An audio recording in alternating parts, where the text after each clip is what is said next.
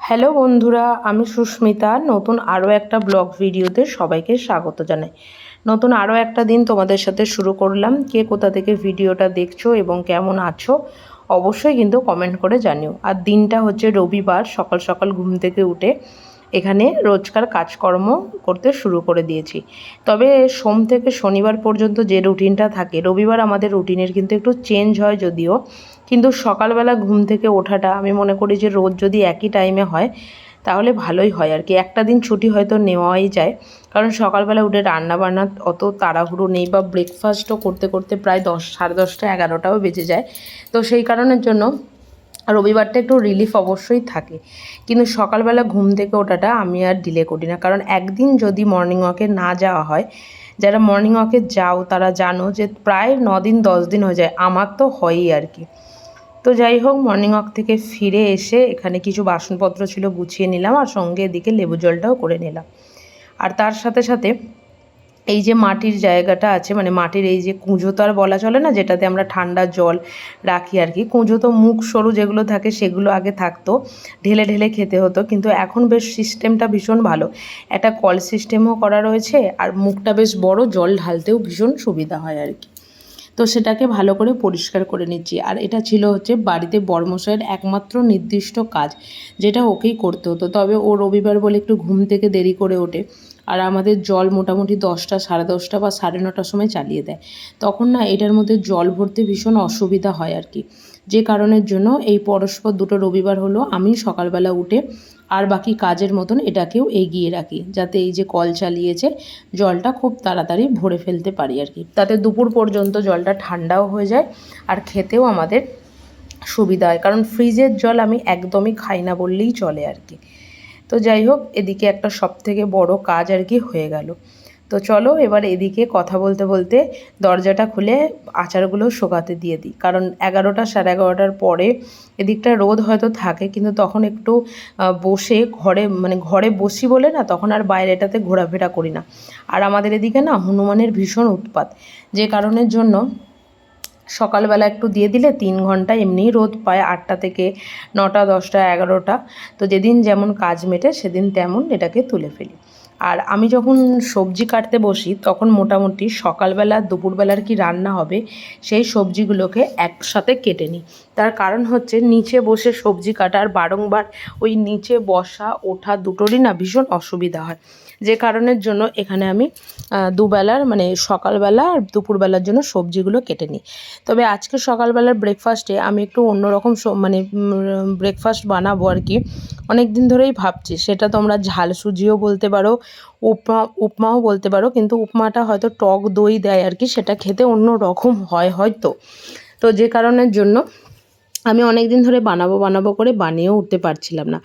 তো এদিকে সুজিটাকে শুকনো খোলায় একটু ভালো করে লাল লাল করে ভেজে নিয়ে ওদিকে জল দিয়ে একটু ভেজাতে দিয়ে দিয়েছি। আর এদিকে শুকনো খোলায় বাদাম আর কারি পাতাকে ভালো করে নাড়াচাড়া করে এদিকে একটু তেল দিয়ে ভেজে তুলে রেখেছি।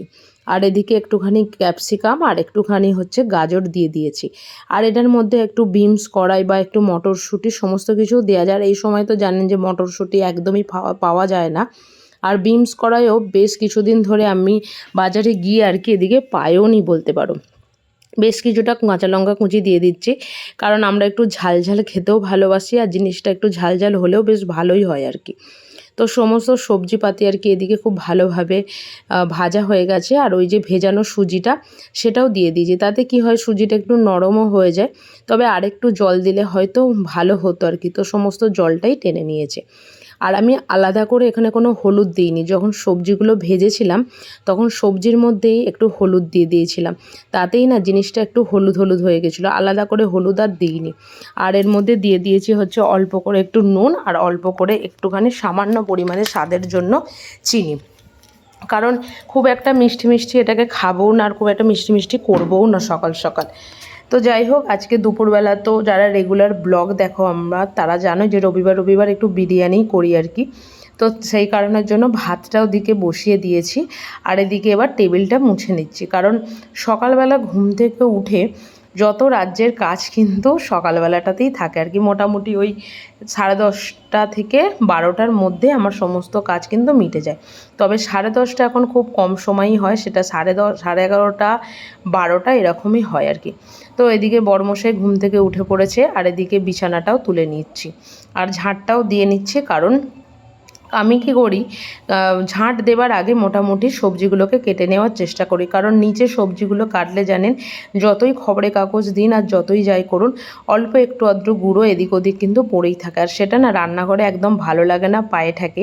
যে কারণের জন্য ঝাঁট দেওয়া বা মোছার আগে ওই কাজটা করে নিলে একদম নিট অ্যান্ড ক্লিন থাকে, এটা আমি মনে করি অন্তত।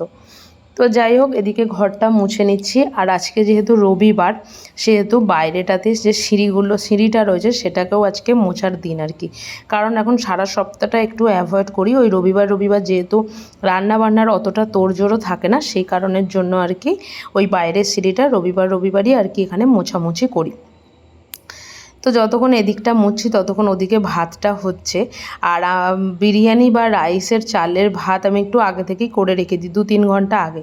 যখন বিয়ের আগে যখন রাইস করতাম তখন বিরিয়ানি এত করতাম না। তখন কি করতাম, তখন তো এত ব্যাপারটা জানতাম না। তখন ওই চালের ভাতটাকে না অনেক মানে করে থালায় জুড়োতে দিতাম। আর যখনই হয়তো লোকজন বেশি হতো তখন থালায় চাড়াতে দেওয়াটা খুব অসম্ভব হয়ে দাঁড়াতো। তো তারপরে যখন ম্যাগি বানাতে শুরু করলাম, তো তখন থেকে ওটাই ভাবলাম যে ভাতটাকেও যদি একটু আগে থেকে করে রাখি, তাহলে দেখেছি মোটামুটি 3-4 ঘন্টা আগে যদি ভাতটা করে রাখি, তাহলে ওই হাঁড়ির মধ্যেই ভাতটা কিন্তু ঠান্ডা হয়ে যায়, কোনো প্রবলেম হয় না আর কি।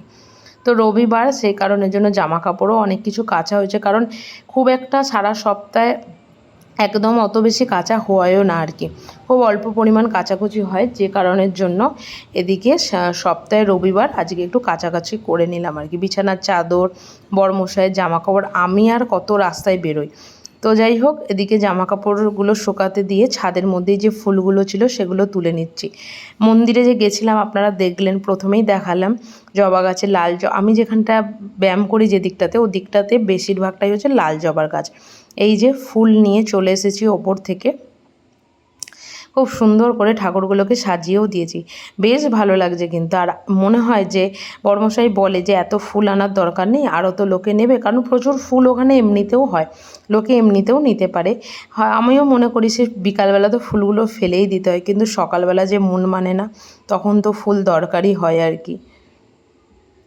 তো এই যে এখানে আমার পুজোটাও কমপ্লিট হয়ে গেছে, চলো পুজোটা করে নিই।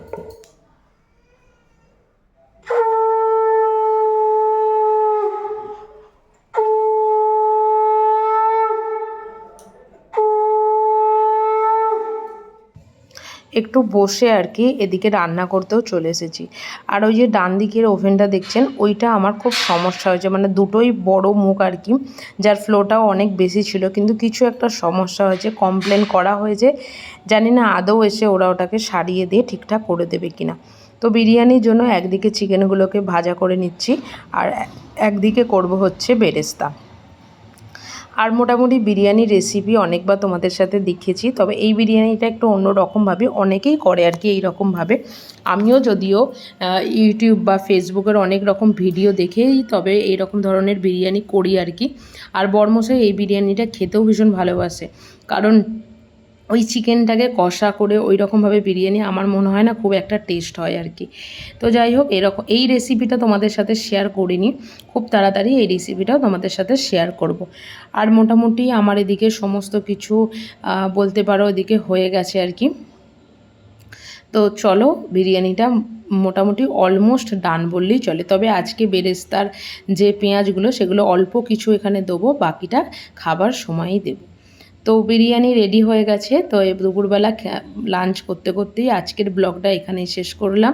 যদি কিছু ভালো লেগে থাকে একটা লাইক করো, শেয়ার করো, চ্যানেলটা সাবস্ক্রাইব করে পাশে থেকো। দেখা হবে নতুন আরও একটা ব্লগ ভিডিওতে, নতুন আরও একটা দিনের সঙ্গে খুব তাড়াতাড়ি। টাটা।